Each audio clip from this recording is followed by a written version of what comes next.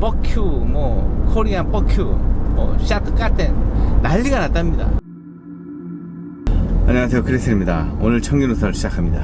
자, 오늘 여러분에게 청기 누설할 내용은 왜 뚜르드 프랑스에는 우리나라 선수들이 안 보입니까? 바로 그 내용에 대해서 한번 적나라하게 얘기를 해볼게요. 그거는 제가 30년 전으로 돌아가 보고요, 또한 20년 전으로 돌아가서 우리나라 선수들이 유럽 무대로 안 나가게 된 이유에 대해서 정확히 말씀드리겠습니다. 예전에 우리나라를 대표했던 그런 최고의 국가대표 선수님들한테 몇 시간 동안 신세 한탄을 하시는 거를 들은 내용을 그대로 말씀드릴게요. 한 30년 전이었어요. 더 됐을 수도 있죠. 사이클 선수단이 프랑스 파리를 갔습니다. 유럽 같은 경우는 거의 일주일에 한 번씩 경기가 열릴 만큼 동호인 시합이 상당히 많다 그래요. 그래서 그 동호인 시합에 우리 선수단이 참석을 하게 됐습니다. 뭐 시합을 앞두고 그냥 몸 푸는 개념이 없죠.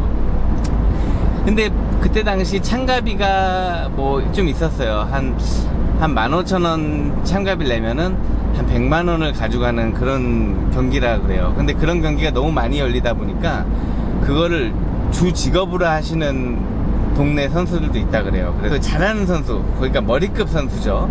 그 동네에 옐로우 저질이 있는 선수들이죠. 그래서 나눠 먹기죠. 너 이번에는 이 경기에 나오지 마라, 내가 먹을게. 아니면 다음 경기에는 내가 안 나갈 테니까 네가 1등을 해라.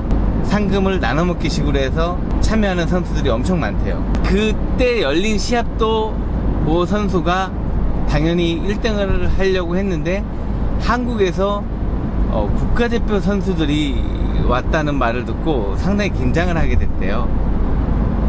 그래서 방송이 나왔대요. 시합 출발 전 코리아 내셔널 선수단이 왔습니다. 큰 박수 부탁드립니다. 그래서 뭐 약간 그 국가대표 사이클 선수들이 왔다니까 이제 약간 더 웅성웅성했죠, 대회장이. 이제 동호인 시합이 이제 시작하게 됐는데요. 한 도로 시합이었는데 마지막은 오르막이 피니시가 있는 마지막 포디움에 올라오려면 스프린터를 오르막에서 쳐야 되는 그런 경기였답니다. 그래서 평지에 엄청나게 평지를 끌고 내리막도 타고 뭐 오르막도 있는 그런 경기였는데요.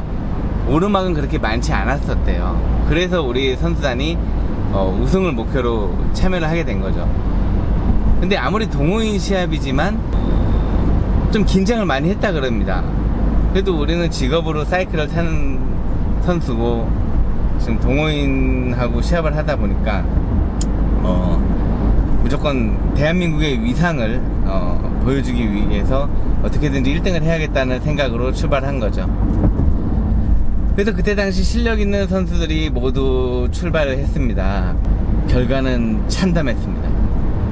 자, 4명이 그때 당시 4명이 참가했다고 하는데요.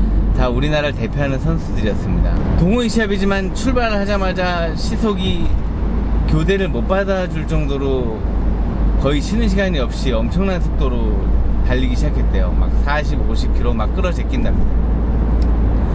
너무 놀래가지고 몇 번을 흐를까 말까 고민을 하면서 그 시합을 따라가 다녔다기만 해요. 하지만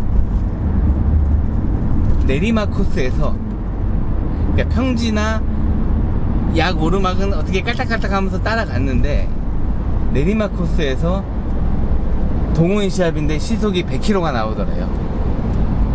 그러니까 우리나라 선수들은 솔직히 시합 때 100km라는 시속을 잘 못 느껴보거든요. 왜냐면 자전거가 떨리고 코너에서 정말 죽을 수도 있겠다는 생각을 들기 때문에. 근데 그 친구들은 아무리 동호인이라도 아주 어렸을 시절부터 꽃게와 내리막에서 그런 시속을 느끼면서 아주 어린 시절부터 밸런스 자전거를 타면서 몸에 너무 그런 자전거 테크닉이 몸에 익혀있기 때문에 동호인이라도 그 내리막을 타는 기술이 엄청나게 좋대요. 그래서 내리막에서 우리나라 선수들 3명이 다 포기를 했을 정도로 엄청난 빠른 속으로 내려갔답니다. 그 중에 그래도 우리나라에서 가장 스프린터를 잘 쳤던 1km 신기록을 가지고 있던 선수가 끝까지 따라 붙었대요.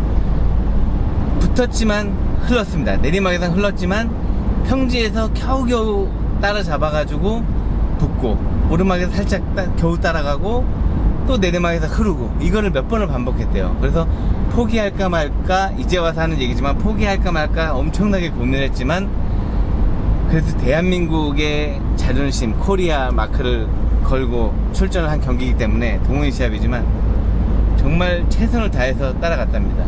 정말 죽을 만큼 그 고통을 참고 마지막 라스트 지점까지 따라갔는데, 그 따라가는 과정에서 그 우승 예상 선수가 계속 교대를 나오라고 계속 신호를 줘도 교대를 한 번도 못 받아줬다 그래요. 근데 그 선수들은, 그 동호회 선수들이 교대를 못 받아줬다고 생각을 안 하고 왜 안 나오냐, 난리가 났답니다. 막 뻑큐, 뭐 코리안 뻑큐, 뭐 샤트 까땐 난리가 났답니다. 막 욕을 살벌하게 하면서, 그래서 설마 그래도 설마 라스트를 치면 뭐 정말 힘들어서 못 나오겠지라는 생각도 있기 때문에 결국은 라스트를 지점해서 우리나라 선수가 폭발적인 파워를 쓰면서 간발의 차이로 우승을 차지했대요. 그 우승 예상 선수, 동호회 선수는 2등을 했죠. 그래서 포디엄에 올랐을 때 그 선수가 나타나질 않고 우리나라 선수만 1등 단상에 올라가서 3군과 트로피를 받았다고 하네요.